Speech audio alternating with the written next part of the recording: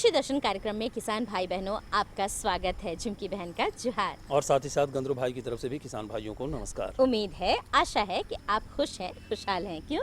बिल्कुल। और किसान भाइयों, आइए कार्यक्रम की शुरुआत करते हैं कृषि समाचार से। जी हाँ, आइए देखते हैं कृषि समाचार। नमस्कार, कृषि समाचार में आपका स्वागत है। आपके साथ मैं हूँ पूजा। आइए देखते हैं आज कृषि समाचार में क्या है खास।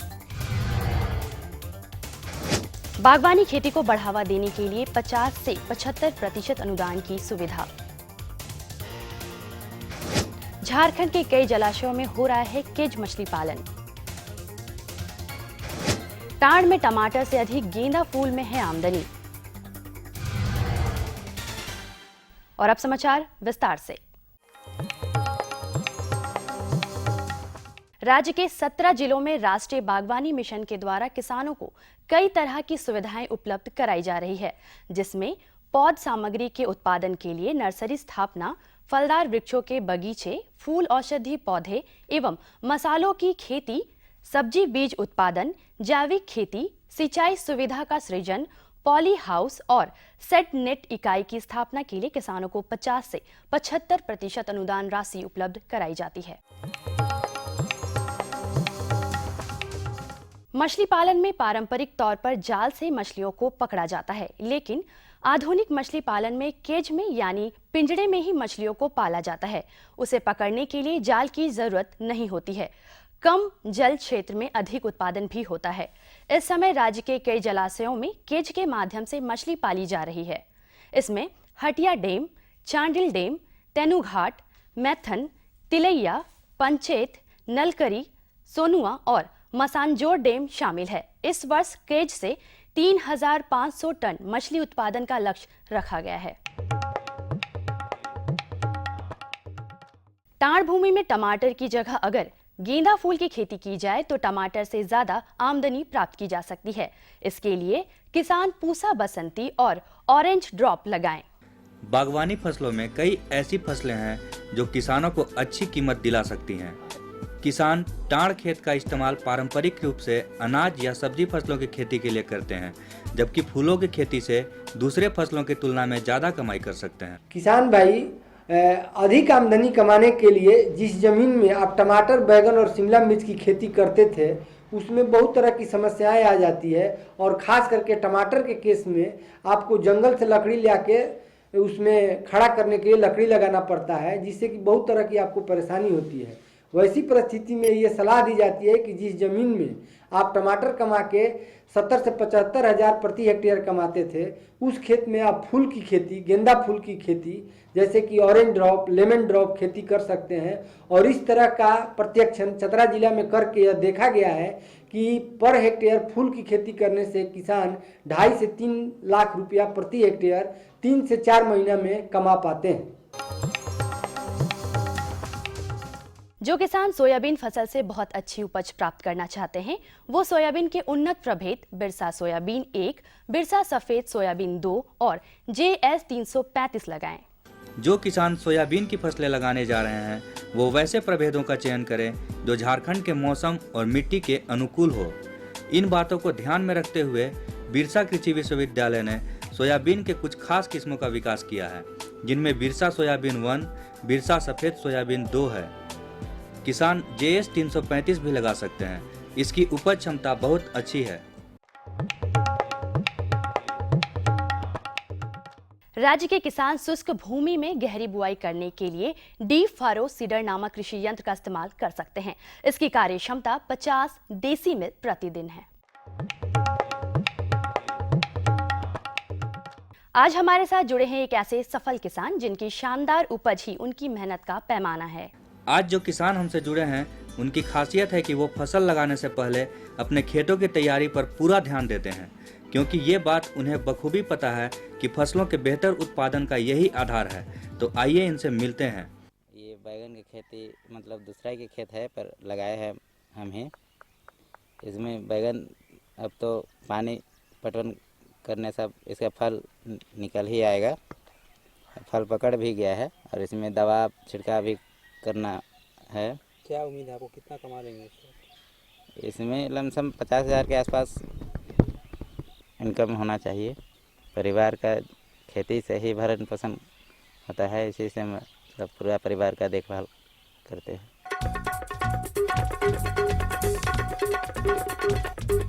और अब एक नजर राज्य के 5 प्रमुख शहरों के मौसम के मिजाज पर। आज राज्य के 5 प्रमुख नगरों के अधिकतम और न्यूनतम तापमान कुछ इस प्रकार दर्ज किए गए। रांची का अधिकतम तापमान 29 डिग्री सेल्सियस और न्यूनतम 24 डिग्री सेल्सियस। जमशेदपुर का अधिकतम तापमान 33 डिग्री सेल्सियस और न्यूनतम 25 डिग्री सेल्सियस। मेदिनीनगर का अधिकतम तापमान 32 डिग्री सेल्सियस और न्यूनतम 25 डिग्री सेल्सियस। देवघर का अधिकतम तापमान 32 डिग्री सेल्सियस और न्यूनतम 25 डिग्री सेल्सियस। वहीं धनबाद का अधिकतम तापमान 32 डिग्री सेल्सियस और न्यूनतम 25 डिग्री सेल्सियस रहा।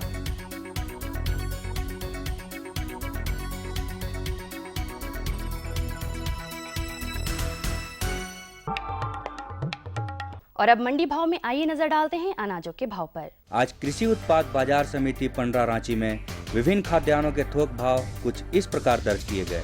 चावल मोटा 1800 रुपए से 2050 रुपए। चावल मध्यम 2100 रुपए से 2500 रुपए। चावल उत्तम 2800 रुपए से 4600 रुपए। गेहूं 1425 रुपए से 2150 रुपए। चना 3600 रुपए से 4000 रुपए।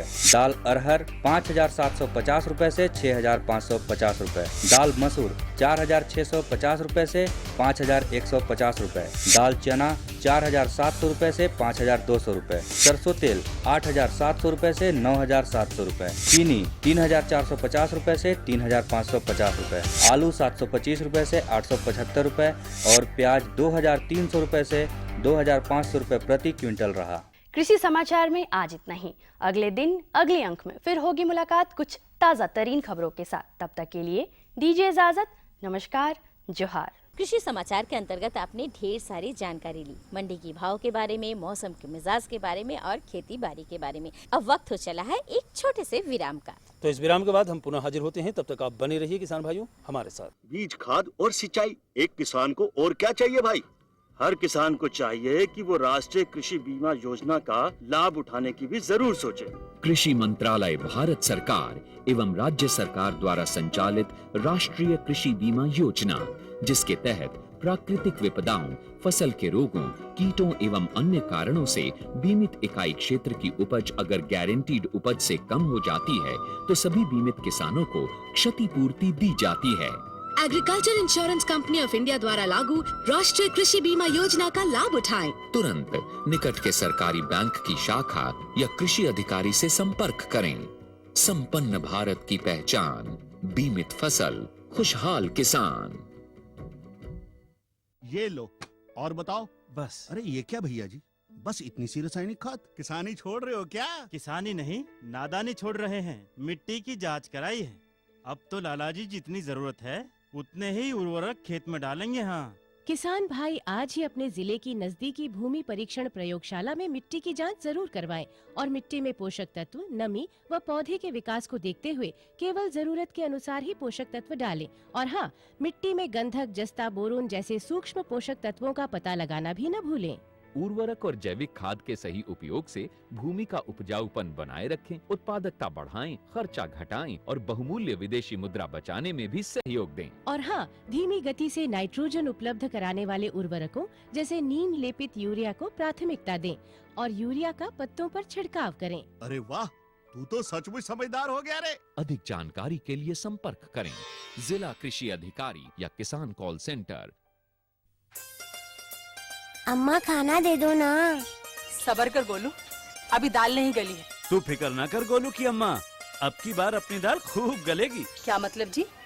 अब की बार NFSM के तहत दाल की पैदावार को बढ़ाने के तरीकों को दिखाने के लिए देश में 1000 क्षेत्र चुने गए हैं, जिसमें हमारा इलाका भी आ गया है।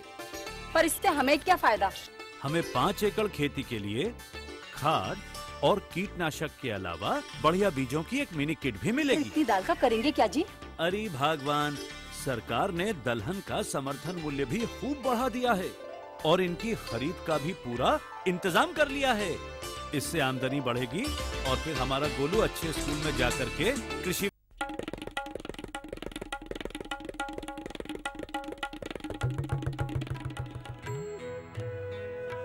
अम्मा जी मैं चली स्कूल पढ़ने। स्कूल? पर शादी के वक्त तो तूने कहा था कि तू पढ़ी लिखी है।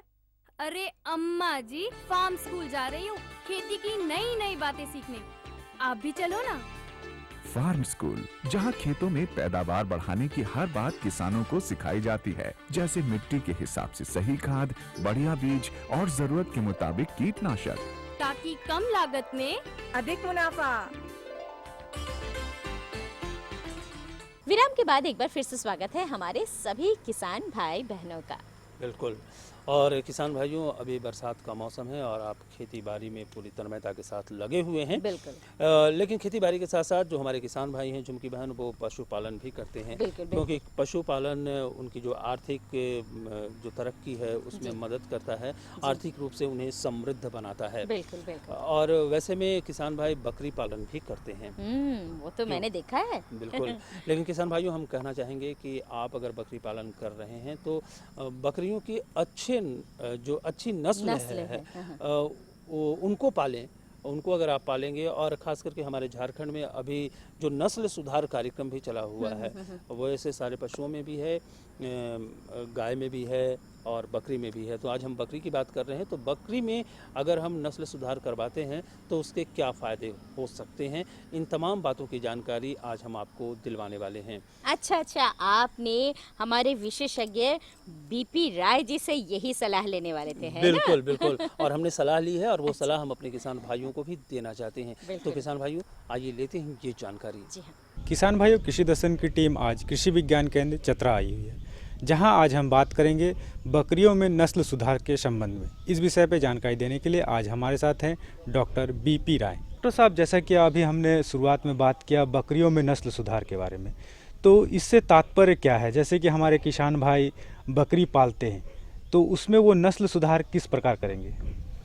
किसान भाइयों परंपरागत तरीके से बकरी पालन करते हुए आ रहे हैं और आज हर गांव में जाएंगे तो किसानों के पास 8, 10, 15, 20 ऐसी बकरियां मिलेंगी। लेकिन किसान का जो है, कहा जाता है कि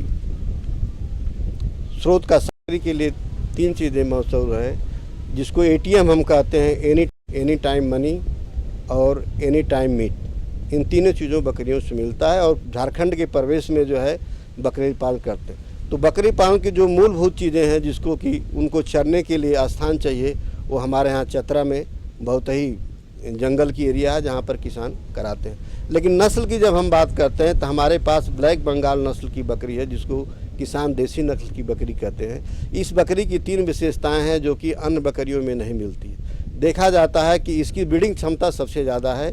ये बच्चे देने की इसको मशीन भी कहा जा सकता है, क्योंकि एक बार में ये 2 बच्चे से कम नहीं देती है। कभी कभी रेयर होता है कि पहली बार में 1 बच्चे देती है। अब बात आती है कि इनकी रख रखाव किस प्रकार हमारे किसान भाई करेंगे? रात को बैठने के लिए उसमें प्रॉपर जगह हो। और एक काम करें हमारे किसान भाई, हम देखते हैं कि रात को बकरियों को बांधते हैं, उनको मेल को नहीं बांधना चाहिए। खान पान जो हमारे किसान भाई सही प्रकार से नहीं दे पाते हैं, तो उसके लिए वो क्या करेंगे?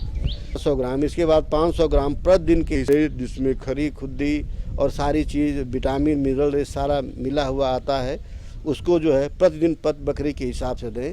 खाओ की जो मैंने विस्तृत बात किया। दूसरी बात जो है, जो बकरी पालक हैं वो निश्चित रूप से हमारे इन जो मैं बात कर रहा हूँ परिवर्तन होता है। डॉक्टर साहब ने कितनी अच्छी जानकारी दी बकरियों में नस्ल सुधार से लाभ के बारे में। डॉक्टर साहब, आप हमारे इस कार्यक्रम में धन्यवाद किसान भाइयों। बहुत अच्छी जानकारी थी बिल्कुल ना? और अभी हमने जो अपने किसान भाइयों से बात कही थी कि अगर आप पशुओं के जो अगर नस्ल सुधार अगर आप करवाते हैं तो आपको बहुत लाभ हो सकता है। और इसके लिए सरकार की तरफ से काफ़ी प्रोत्साहित भी लोगों को किया जा रहा है, प्रोत्साहन भी दिया जा रहा है किसान भाइयों को। और अगली जानकारी क्या है झुमकी बहन? अरे आप कुछ बताने वाले थे ना, हम लोग चलते चलते आ रहे थे, धान में कुछ कीट प्रबंधन के बारे में कुछ बताना चाह रहे थे। बिल्कुल। और अभी किसान भाइयों, अभी तो धान का मौसम है, यानी खरीफ का मौसम है, और इस मौसम में झारखंड में सबसे ज़्यादा धान की खेती होती है। और हमारे तमाम जो किसान भाई हैं वो अपने खेतों में धान की खेती लगा चुके हैं। और बारिश तो वैसे कम हुई है, लेकिन फिर भी जितनी औसत बारिश होनी चाहिए थी वो बारिश नहीं हुई है, लेकिन फिर भी हमारे किसान भाई लगे हुए हैं और उनकी आशा है कि बारिश समय पर हो जाएगी और उनका जो फसल है वो अच्छा होगा। लेकिन किसान भाइयों, हम ये बताना चाहेंगे कि जो आप जब धान की खेती कर रहे हैं तो उसमें कई तरह के कीट भी लगते हैं जिससे फसलों को नुकसान होता है। तो आज हम इस विषय पर भी आपको जानकारी देंगे कि कैसे इससे छुटकारा पा सकते हैं, आप क्या उपाय करें। इन तमाम बातों की जानकारी लेकर के आए हमारे विशेषज्ञ। और हमारे विशेषज्ञ कौन है झुमकी बहन?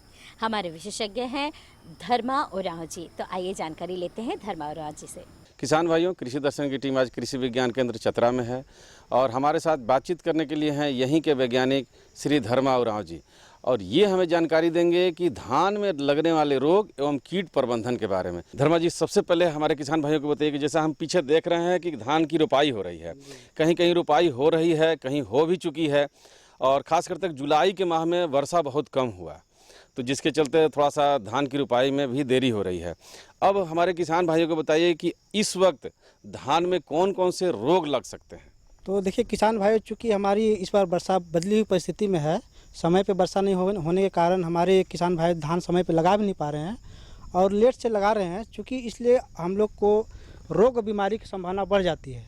तो सबसे पहले किसान भाई अभी अगर धान लगा रहे हैं तो चूँकि हम लोग समय से विलम्ब लगा रहे हैं, इसके चलते हमारे किसान भाइयों को कीट का प्रकोप बढ़ेगा। जैसे धान लगाने लेट से लगाने के चलते एक हम लोग जानते हैं बाकिया कीट, जो उसका लक्षण होता है पत्ता सफ़ेद हो जाता है, तो ये लगाने के तुरंत बाद लगना शुरू हो जाता है। तो उसके लिए हम लोग किसान भाइयों से कहेंगे क्विनोलफोस 2 ग्राम का 1 लीटर पानी में छिड़काव कर दें, ताकि उससे रोकथाम हो जाएगा। उसके बाद जब धान 40 दिन की हो जाती है, 40-45 दिन खेत में हो जाती है, उसके बाद तना छेदक की कीड़ा आता है जो उसको धड़ को काट देता है, तो उससे भी किसान को बहुत हानि हो जाती है, धान का मतलब बाली नहीं निकल पाती है। तो वो भी तना छेदक कीड़ा को रोकथाम करने के लिए भी हम लोग इमिडाक्लोरपिड का हम लोग छिड़काव करते हैं, या नीम बेस्ड कीटनाशक का भी छिड़काव हम लोग किसान भाइयों को करवाते हैं। उसके बाद जब बाली आती है तो बाली के टाइम में हम लोग किसान भाई देखे होंगे कि जब दूध भरने का टाइम आता है तो उसमें आपको एक सफ़ेद बाली निकल जाता है। आसानी से हम लोग धान खींचते हैं, बाली खींचते हैं तो आसानी से निकल जाता है, तो वो आपको तना छेदक कीड़ा के चलते हो जाता है। तना छेदक कीड़ा धड़ को काट देता है, जिसके बाली में अनाज नहीं भर पाता है। तो इसके भी छिड़काव करने के लिए हम लोग मोनोसील का छिड़काव करते हैं या कार्बाफुराडोन का छिड़काव करते हैं, किसान भाई छिड़काने के लिए सलाह देते हैं। क्योंकि जब बाली बनने के टाइम में एक और बड़ी समस्या आती है, खासकर ऊपरी ज़मीन जिसको हम लोग बोलते हैं ऊपरी ज़मीन, मध्य ज़मीन। तो ऊपरी ज़मीन जहाँ पर किसान भाई अगर छीटा धान लगाए हैं, जहाँ पानी की कमी है, या मध्यम ज़मीन है जहाँ पानी कम हो जाती है, वहाँ पे कभी कभी दीमक का ही प्रकोप बढ़ जाता है। तो दीमक का प्रकोप बढ़ जाती है तो वो धान को दीमक क्या करता है, जड़ से काट देता है। तो किसान भाइयों को धान से बहुत क्षति हो जाती है, उसका धान का बढ़वार रुक जाता है। तो इससे बचने के लिए हम लोग किसान भाइयों को कहते हैं कि आप लिंडेन डस्ट जो बोलते हैं या क्लोरपायरिफॉस का छिड़काव करवाते हैं, ताकि वो दीमक से उसका प्रकोप ख़त्म हो जाती है। जब धान में दूध भरने का टाइम आता है, बाली जब अनाज भरने लगता है, तो उस टाइम में हम लोग एक गंधी बग आती है। तो गंधी बग को पहचानने के लिए कोई दिक्कत नहीं, जब खेत में जाते होंगे तो गंधी को छूने से ही गंध टाइप का महकता है। तो ये क्या करता है कि कीड़ा जब धान में दूध भरता है, वही धान को दूध को चूस लेता है। चूसने के कारण क्या होता है कि धान में आपको बाली नहीं आ पाता है, धान खखरी हो जाती है। तो इससे किसान को कभी कभी 40 से 50% हानि उठाना पड़ता है। तो किसान भाई जब भी अगर अगेती फसल लगाए हैं, खासकर धान जो कम समय वाला लगाए हैं, ऊपरी टाल में लगाए हैं, तो उस खेत में ज़रूर आपको क्विनोलफोस या क्लोरपायरिफॉस का छिड़काव आपको ज़रूर करना है। गंधी बग के अलावा आपने दीमक की भी बीच में चर्चा की थी। तो दीमक जब धान में लग जाता है तो पूरी तरह फसल को ध्वस्त ही कर देता है। तो हमारे किसान भाई किस वक्त ये समझें कि दीमक के लिए हम छिड़काव कर सकें? तो किसान भाई जैसे भी आप दीमक का प्रकोप आपको नज़र आता है, तो किसान भाई को आसानी से भी उसका प्रकोप कर सकते हैं। मान लो आपको सिंचाई की सुविधा है, तो किसान क्या करे कि उसको तुरंत ले जाकर खेत में पानी को छोड़ दे, पानी जमा कर दे, ताकि दीमक वहाँ से भाग जाएगा। अच्छा। और एक आसान उपाय है कि किसान भाई जिसे दीमक लग गया, आपको खेत में लगा हुआ, ऊंची ज़मीन में लगी हुई है, तो किसान उस खेत में थोड़ा सा नमी कर दे और लिंडेन डस्ट का पाउडर आती है, उसको 8 से 10 किलो प्रति हेक्टेयर के हिसाब से छिड़काव कर दे, या क्लोरपायरिफॉस तरल वाला दवा आती है, उसको 2 ml 1 लीटर पानी में घोल के पूरा खेत में छिड़काव कर देने से दीमक आसानी से मर जाती है, उसका घर भी धस जाता है। अब धर्मा जी हमारे किसान भाई को बताइए, इसके अलावा और कौन कौन से कीट लगते हैं जो कि धान को हानि पहुँचाते हैं? धान में जो मुख्य कीट यही थी। धान में बहुत सारा बीमारी जो लगती है, जो खासकर हम लोग बोलते हैं जो धान में ब्लास्ट बोलते हैं। तो ब्लास्ट कभी कभी धान में हम लोग को बहुत अगर समय पर नहीं लगती है तो उसमें होती है, तो ये बीज जनित रोग होती है। तो इसके लिए किसान को हम लोग बोलते हैं कि अगर धान आप लगाते हैं तो बीज को उपचारित करके लगाएं, या आप रासायनिक दवा से छिड़काव कर सकते हैं, या गर्म पानी में करके भी आप उसको, या नमक का घोल में करके बिचड़ा लगाए तो ज़्यादा आपको बीमारी नहीं लगती है। एक बीमारी आपको धान में लगती है यदि अत्यधिक वर्षा हो जाती है, तो क्या होता है, अगर 4-5 दिन खेत में पानी रहता है तो उसमें धड़ सड़न रोग लग जाता है। तो इसके लिए भी हम लोग किसान बोलते हैं कि उसमें खेत से पानी तुरंत निकाल दें, अगर लगातार बारिश हो रही है, या आपको ब्लू कॉपर एक दवा आती है, या इंडोफिलम 45 की दवा आती है, उसको तुरंत दवा 3 ग्राम 1 लीटर पानी में करके उसको छिड़काव करने के लिए हम लोग बोलते हैं। उसी तरह से एक बीमारी आती है जो फॉल्स स्मट के नाम से बोला जाता है, जो दाना में हम लोग देहाती भाषा में बोलते हैं कि मक्खी लग गया, दाना काला हो जाती है। तो ये आपको करीब बीज जनित रोग है। इसका भी हम लोग रोकथाम अगर बीज उपचार से ज़्यादातर कर सकते हैं, लेकिन अगर आप किसान को उस खेत में होता है तो जनरली हम लोग क्या करते हैं, किसान को फ्लावरिंग से पहले, धान में बाली आने से पहले हेक्साकोनाजोल का 2 ग्राम 1 लीटर पानी में करके उसको छिड़काव हम लोग करने के लिए सलाह देते हैं, ताकि उसका धान का बाली अच्छा हो सके। और इसके अलावा कौन कौन से रोग लगते हैं और उसके पहचानने का हमारे किसान भी कैसे पहचाने, इसका लक्षण क्या है, इसके बारे में बताएं।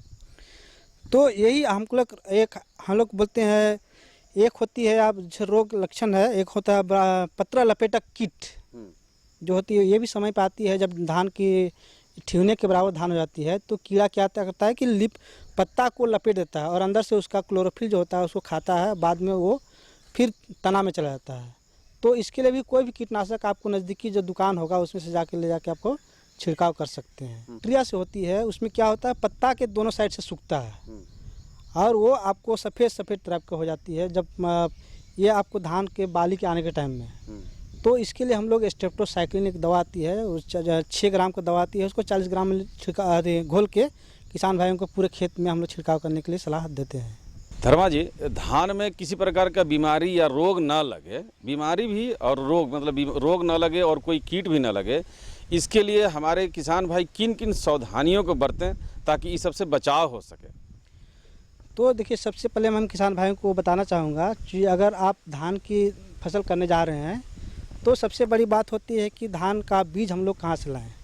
बहुत सारा किस्म होती है जो धान को रोग रोधी होती है, जैसे IR 64 है, IR 36 है, आपका पंकज धान है या नवीन धान है, ये रोग रोधी होती है, इसको लगाने से भी बीमारी नहीं होती है।